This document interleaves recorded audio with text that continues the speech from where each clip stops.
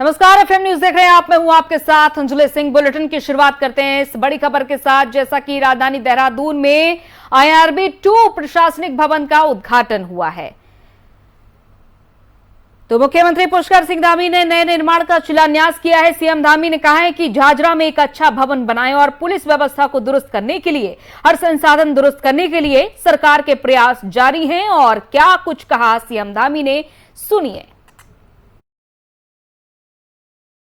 नहीं, बड़ा अच्छा भवन यहाँ पर बना है और निश्चित रूप से जो हमारी अच्छी पुलिसिंग है, स्मार्ट पुलिसिंग है, साइंस एंड टेक्नोलॉजी का जो उपयोग हमारे देश के माननीय प्रधानमंत्री नरेंद्र मोदी जी कहते हैं, उन सभी को लेकर हमारे उत्तराखंड की पुलिस आगे बढ़ रही है और आगे बढ़ेगी। आगे ऐसे और भी अन्य भवन हैं, हमारे अन्य थाने हैं, चौकियाँ हैं, वो सभी अच्छे हों, ठीक प्रकार के हों, स्वच्छ हों, सब में अच्छी व्यवस्थाएँ हों। उसके लिए हमारी सरकार पूरी तरह से कृत संकल्पित है। मैन पावर बढ़े, उसके लिए अभी 1700 पुलिस के जवानों की भर्ती प्रक्रिया हमारी चल रही है और आगे चलकर इसको और बढ़ाएंगे। IRB की 2 बटालियन अभी काम कर रही है, एक देहरादून में और रामनगर में। इसका विस्तार करने की भी हमारी योजना है। निकट भविष्य में हम गैरसैंण में इसको 3री बटालियन के रूप में भी जो है स्थापित करने की ओर सोच रहे हैं। और कांग्रेस प्रदेश अध्यक्ष करण माहरा ने सरकार पर गंभीर आरोप लगाए हैं। करण माहरा का कहना है कि जिस तरह से चारधाम यात्रा में बड़ी लापरवाही हुई है, उसके चलते उत्तराखंड सरकार पर एक बहुत बड़ा दाग लग चुका है। उन्होंने ये भी कहा कि लोगों के स्वास्थ्य के लिए सुविधाएं नहीं है, महिलाओं के लिए शौचालय नहीं है, दुर्घटनाएं हो रही हैं। तो इस तरह की बड़ी बातें कही है करण माहरा ने।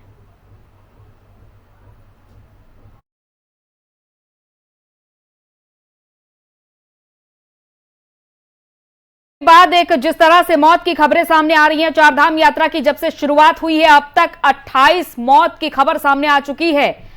और सबसे ज्यादा इसमें बताया जा रहा है कि हार्ट पेशेंट जिनकी जान चली गई, क्योंकि आरोप ये लग रहे हैं उत्तराखंड सरकार पर कि व्यवस्थाओं के तमाम जो दावे किए गए, दिखी नहीं व्यवस्थाएं, क्योंकि लोगों का जान जाना इस बात का सबूत है।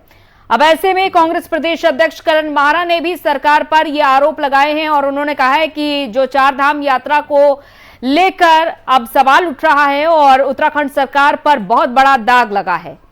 लोगों के लिए स्वास्थ्य की सुविधाएं नहीं है। हालांकि जब 28 मौत का सिलसिला सामने आया, उसके बाद स्वास्थ्य विभाग भी अब इस पर अलर्ट है और तमाम एडवाइजरी जारी की गई है कि अपने साथ गर्म कपड़े रखने हैं, पहले डॉक्टर से परामर्श लेना है और इसके बाद ही अपनी यात्रा की शुरुआत करनी होगी। जहां यात्रियों की संख्या तक सीमित कर दी गई है, चारों धामों के लिए अलग अलग यात्रियों की संख्या सीमित की गई है पहले 45 दिनों के लिए।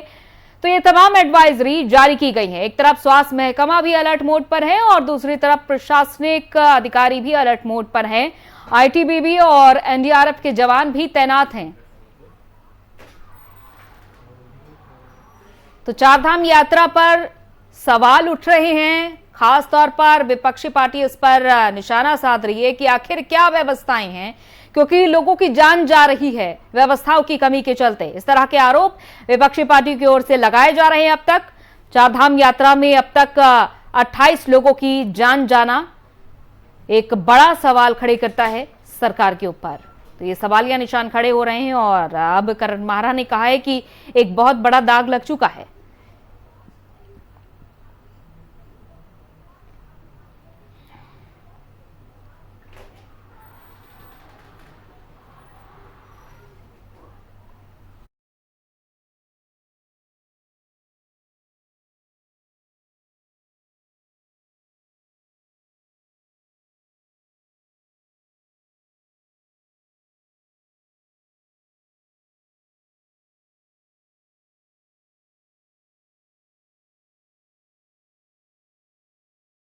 सीएम धामी ने कहा था कि संख्या सीमित नहीं की जाएगी। अगर कुछ अव्यवस्थाएं होती हैं तो संख्या सीमित किए जाने को लेकर विचार किया जा सकता है। आखिरकार ये विचार करना पड़ा और उत्तराखंड सरकार ने यह फैसला लिया कि चारधाम के लिए यात्रियों की संख्या सीमित होगी और पहले से ही यात्रियों को अपना ऑनलाइन रजिस्ट्रेशन कराना होगा। तो एक एक करके बड़ी एडवाइजरी जारी हो रही है। खास तौर पर स्वास्थ्य को लेकर अब सवाल उठ रहे हैं कि आखिर किस तरह की स्वास्थ्य व्यवस्थाएं हैं कि उत्तराखंड में चारधाम में आने वाले यात्रियों की मौत का सिलसिला लगातार बढ़ता ही चला जा रहा है और 28 लोगों की अब तक मौत हो चुकी है।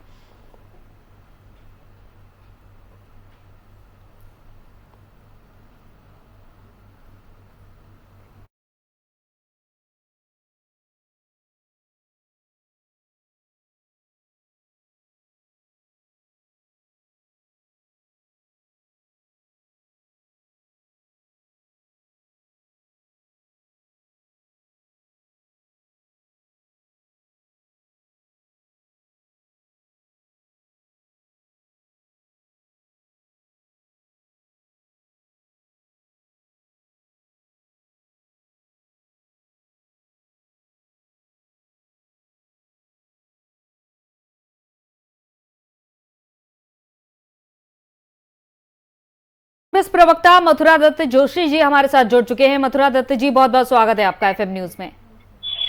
धन्यवाद, नमस्कार।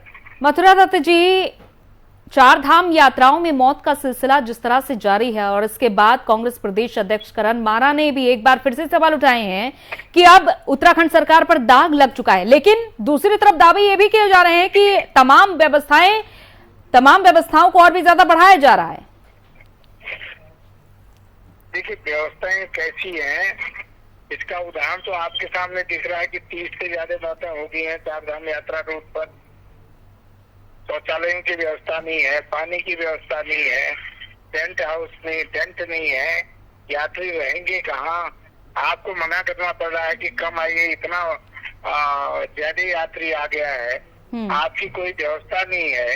ये सब तो आपके सामने दिख रहा है। आप श्रीनगर से लेकर आप बद्रीनाथ तक की रोड देख लीजिए क्या हालत है। आप रुद्रप्रयाग से सोनप्रयाग तक की और टिक्की रोड को देख लीजिए किस हालत में रोड है। तो कहाँ के सरकार गंभीर होती तो कुछ काम होता। सरकार गंभीर ही नहीं है। एक बात, दूसरी बात, अगर चारधाम धाम यात्रा सफल होती तो माननीय मुख्यमंत्री जी को क्या 2 मंत्री को अलग के ड्यूटी लगानी पड़ती? धन सिंह जी और आपके सुबोध उनियाल की ड्यूटी अलग से लगाई। एक आदमी केदारनाथ देखेगा, एक आदमी बद्रीनाथ देखेगा। आपके पर्यटन मंत्री विदेश में मौज कर रहे हैं, वो है ही नहीं यहाँ पर। स्वास्थ्य मंत्री को लेकिन इस पर भी पर्यटन मंत्री सतपाल महाराज ने जवाब दिया था कि पर्यटन क्षेत्र को बढ़ावा देने के लिए विदेशों का दौरा करना पड़ता है, सबके साथ बैठकर बातचीत करनी पड़ती है, बल्कि विपक्षी पार्टी के नेताओं को खुद आना चाहिए। ये बात कही थी सतपाल महाराज ने। हम आपकी बात से बिल्कुल सहमत हैं। विदेशों का दौरा करिए, आपको मना कोई नहीं कर रहा। क्या चारधाम जब दरवाजे खुल रहे हैं, कपाट खुल रहे हैं धामों के, उसी समय विदेश जाना चाहिए था पर्यटन मंत्री को, धर्मस्व मंत्री को। ये धर्मस्व मंत्री भी हैं साथ के साथ साथ। ये काम भी धर्म कर्म का काम उनका है। चारधाम की व्यवस्था देखने का काम माननीय सतपाल महाराज जी का है। क्या यही टाइम विदेश जाने का था उनका? इससे पहले विदेश नहीं जा सकते थे? अगर 1 महीना पहले विदेश जाते, कहते कि मैं पर्यटन गतिविधियों को बढ़ाने जा रहा हूँ, प्रवासी भारतीयों को चारधाम में आमंत्रित कर रहा हूँ, तो कोई बात गले उतरती। आपके भी हमारे भी, हम ठीक है सहमत होते, स्वागत करते उनका, की अच्छी बात है। अभी का समय था क्या विदेश घूमने के लिए? और बताइए, उसका जवाब देना चाहिए ना उनको। कितने पर्यटकों को लाए हैं, कितने MOU साइन करके आए हैं, पर्यटन गतिविधियों को बढ़ाने के लिए क्या करके आए हैं? चलिए, खैर, बहुत बहुत शुक्रिया हमारे साथ जुड़ने के लिए, आपका तमाम बातचीत करने के लिए। तो सोशल मीडिया, अखबार, हर तरफ चारधाम यात्रा व्यवस्था की खामियां लगातार दर्शाई जा रही हैं और ये कहा जा रहा है कि ना तो शौचालय की व्यवस्था है, ना तो स्वास्थ्य के लिए कुछ बेहतर व्यवस्था वहां पर की गई है, मेडिकल की कोई भी उचित प्रबंध नहीं है। धक्के खा रहे हैं यात्री और यहां पर आ रहे हैं, परेशान हो रहे हैं, नाराजगी देखी जा रही है अव्यवस्थाओं के चलते और विपक्षी पार्टी भी लगातार निशाना साध रही है। और जैसा कि आपने सुना कांग्रेस प्रवक्ता मथुरा दत्त जोशी को, उन्होंने कहा कि व्यवस्थाएं नहीं है, सिर्फ दावे किए जा रहे हैं और पर्यटन मंत्री सतपाल महाराज विदेश में हैं। और ऐसे में सवाल तो उठता है कि जब 2 मंत्रियों को 2 धामों की जिम्मेदारी सौंपी गई है, धन सिंह रावत को और सुबोध उनियाल को, तो भी व्यवस्थाएं आखिर क्यों नहीं उचित हो पा रही हैं?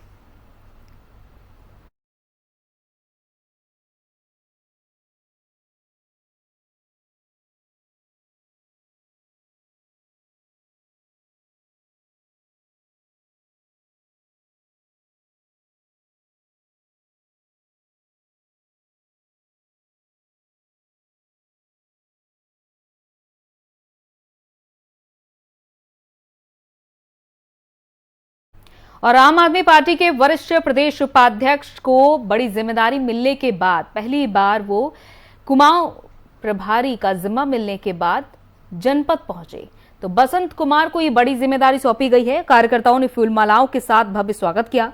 कुमाऊं प्रभारी बसंत ने कहा कि आपकी नीतियों से प्रभावित होकर बीजेपी और कांग्रेस के लोगों का आप में आने का सिलसिला जारी है। उनके कुमाऊं प्रभारी बनने पर आप कार्यकर्ताओं और समर्थकों में गजब का उत्साह है। बसंत कुमार ने आगे क्या कुछ कहा, सुनिए। आम आदमी पार्टी समस्त जनता को साथ लेकर चलती है और उसका संगठनात्मक ढांचा बेहतर तरीके से काम करता है। सबसे बड़ी बात मैं आपको बताऊं, एक इथिक्स तो हमारा स्पष्ट है कि हम लोग उत्तराखंड प्रदेश हो चाहे पूरे भारतवर्ष हो, द्वेष भाव की राजनीति नहीं करते। हम लोग अच्छे लोगों को इकट्ठा कर रहे हैं। भारतीय जनता पार्टी और कांग्रेस में जो लोग असहज महसूस कर रहे हैं, अब वह बिल्कुल तुरंत गति से और तेज गति से आम आदमी पार्टी की तरफ बढ़ रहे हैं। और मैं शीर्ष नेतृत्व का धन्यवाद करता हूं कि उन्होंने हमको इतनी अच्छी जिम्मेदारी से नवाजा है। और मैं विश्वास दिलाता हूं कि इसमें हम उत्तराखंड प्रदेश में आम आदमी पार्टी को जो उसका अंतिम लक्ष्य है उस लक्ष्य तक ले जाने के लिए पूरे मेहनत करेंगे, तत्पर। और अल्मोड़ा के एक सरकारी स्कूल में एक शिक्षक पर छात्रों के साथ यौन उत्पीड़न करने का आरोप लगा है, जिसको लेकर अभिभावकों में खासा नाराजगी देखी गई। आरोपित शिक्षक के खिलाफ कार्रवाई की मांग को लेकर अभिभावकों ने स्कूल पहुंचकर जमकर हंगामा काटा। अभिभावकों ने कार्रवाई न होने पर आंदोलन की चेतावनी भी दी है। और इस सनसनीखेज खबर के सामने आने के बाद शिक्षा विभाग में हड़कंप मचा हुआ है। छात्रों का आरोप है कि शिक्षक ने स्कूल में बंद कमरे में छात्रों के साथ गंदी हरकतें की जाती थी, इस तरह के आरोप लगाए हैं। और साथ ही इसकी शिकायत परिजनों से करने पर शिक्षक छात्रों को जान से मारने की धमकी भी देते थे और परीक्षा में फेल करने की भी धमकी दी जाती थी। परिजनों ने आरोपित शिक्षक के खिलाफ कठोर कार्रवाई की मांग की है।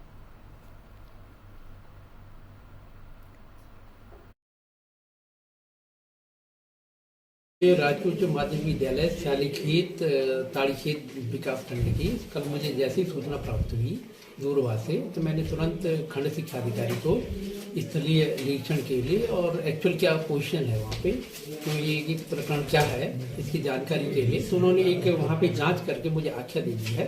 उस आख्या को मैं अपर निरीक्षक महोदय के समक्ष प्रस्तुत कर दूंगा। और क्योंकि वहाँ पे जान माल का और लोगों में काफ़ी आक्रोश है, तो शिक्षक को उसको कार्यालय में अटैच कर दूंगा और उस पर आगे कार्रवाई की जाएगी। जो भी प्रशासनिक कार्रवाई होगी फिर बाद में उसमें कार्रवाई भी सुनिश्चित कर दी जाएगी। अभी तक का निलंबित का कोई कुछ कार्रवाई नहीं, अभी निलंबित के लिए इसलिए कि हमारे पास कोई ऐसे पुख्ता वो नहीं आए हैं, या FIR अगर कुछ आती या पोक्सो एक्ट के अंदर कुछ आता तो फिर हम उस पर तो निलंबन कार्रवाई भी करते।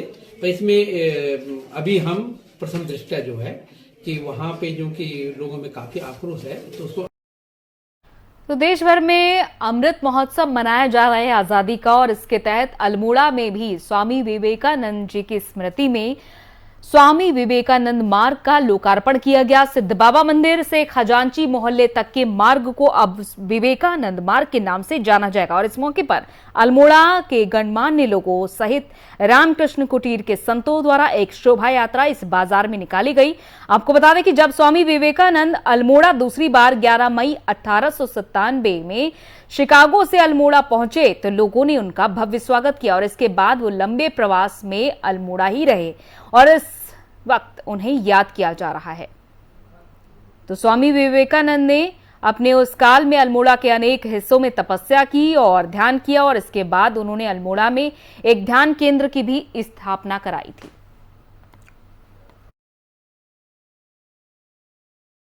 स्वामी विवेकानंद जी और अल्मोड़ा का बहुत ही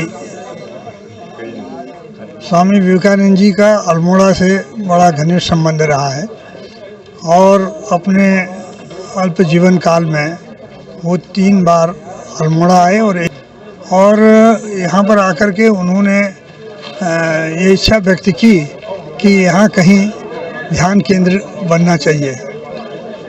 प्रबुद्ध भारत जो उनकी पत्रिका थी वो अल्मोड़ा से ही थॉमसन हाउस से प्रकाशित हुई थी। तो अल्मोड़ा में आकर के स्वामी जी ने कई जगह प्रवास किया, जिसमें शाही देवी, कसार देवी, सिमतोला ऐसे स्थान प्रमुख हैं। और यहीं से उन्होंने संसार को ये संदेश दिया कि जो भारतीय संस्कृति है वो हमारी सनातन संस्कृति है, उसमें सब लोगों का सहयोग होना चाहिए और हमें उस पद्धति को अपनाना चाहिए। ये स्वामी जी का संदेश रहा है। स्वामी जी जिस 1897 11 मई को जिस रास्ते से उन्होंने शहर में प्रवेश किया, उस रास्ते का नाम जो है आज विवेकानंद मार्ग के रूप में घोषित किया जा रहा है। स्वामी विवेकानंद 100 साल अधिक यहाँ आए थे। वो यहाँ यही सड़क पर भी, मार्ग पर भी वो घूमे थे, यहाँ तपस्या भी किए। तो जैसा कि उत्तराखंड सरकार ने अंत्योदय राशन कार्ड धारकों के लिए कल बड़ा फैसला लिया है। अंत्योदय राशन कार्ड धारकों को अब साल में 3 गैस सिलेंडर मुफ्त मिला करेंगे। सरकार के इस फैसले पर सियासी खेमे में भी खूब हलचल देखने को मिल रही है। तो वहीं खाद्य मंत्री रेखा आर्य ने सरकार का आभार जताया है और कहा है कि सरकार साल में 3 फ्री गैस सिलेंडर में पहल कर रही है। और जैसा कि पहला सिलेंडर अप्रैल से जुलाई के मध्य, दूसरा अगस्त से नवंबर के मध्य और तीसरा दिसंबर से मार्च के मध्य सरकार उपलब्ध कराएगी। दूसरा महत्वपूर्ण फैसला किसानों के लिए, जिसमें कि 20 रुपए प्रति क्विंटल बोनस के तौर पर दिया जाएगा किसानों को, और इससे किसानों को आर्थिक मजबूती मिलेगी।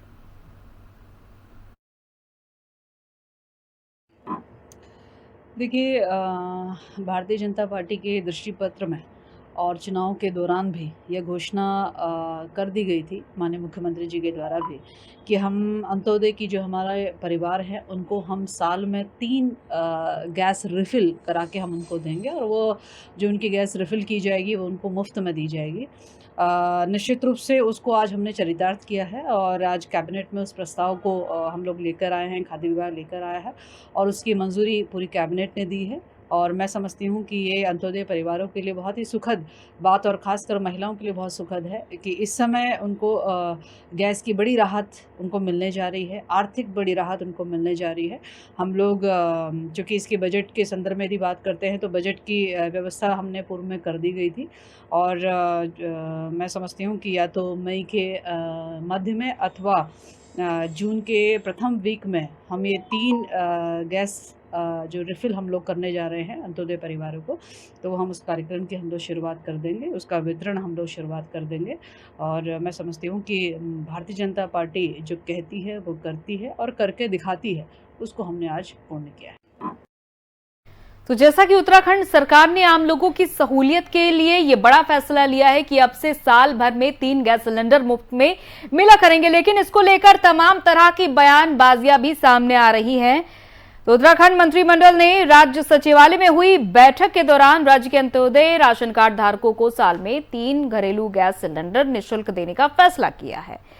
तो सरकार के इस फैसले का विपक्ष ने भी स्वागत किया, लेकिन कांग्रेस के प्रदेश महामंत्री संगठन मथुरा दत्त जोशी ने कहा है कि इस समय चंपावत में उपचुनाव हो रहे हैं और सरकार ने जनता को प्रभावित करने के लिए इस तरह का फैसला लिया है। साथ ही चुनाव आचार संहिता के उल्लंघन का हवाला देकर चुनाव आयोग से शिकायत करने की भी चेतावनी उन्होंने दी है। तो वहीं बीजेपी के प्रदेश मीडिया प्रभारी मनवीर चौहान ने कहा है कि बीजेपी जो वादा करती है उसे पूरा करके दिखाती है। आचार संहिता का जो चुनाव आचार संहिता हमारी है उसका खुलेआम सरकार उल्लंघन कर रही है। आपके घोषणा पत्र में आपने उन घोषणाओं को पूरा करना है, लेकिन ये समय जो चयनित आपने किया है, चंपावत का चुनाव चल रहा है, मुख्यमंत्री जी चुनाव लड़ रहे हैं, ठीक है, सिलेंडर आपने देने हैं, आप दोगे, आपने पूरा करना चाहिए, लेकिन इतना तो ध्यान रखते चुनाव आचार संहिता चल रही है और इस चुनाव आचार संहिता के चलते आप कुछ फैसले ले सकते नहीं ले सकते, इसमें तो आपको तय करना चाहिए था। और हमारा ये आरोप है, चाहे गैस सिलेंडर 3 गैस सिलेंडर आपने मुफ्त देने की बात कही हो, चाहे गन्ना किसानों का भुगतान की बात हो, चाहे किसानों को 20 रुपए प्रति क्विंटल बोनस देने, गेहूं में बोनस देने की बात हो, ये सारे फैसले चुनाव आचार संहिता का खुलेआम उल्लंघन करते हैं। और हमारा आरोप है कि सरकार खुलेआम, हमने बार बार ये आरोप लगा रहे हैं कि धनबल का प्रयोग चंपावत चुनाव में सरकार करेगी, जनता को प्रलोभन देने का काम सरकार करेगी। ये रिजल्ट आपके सामने आया है। सरकार ने कैबिनेट में गैस सिलेंडर 3 गैस सिलेंडर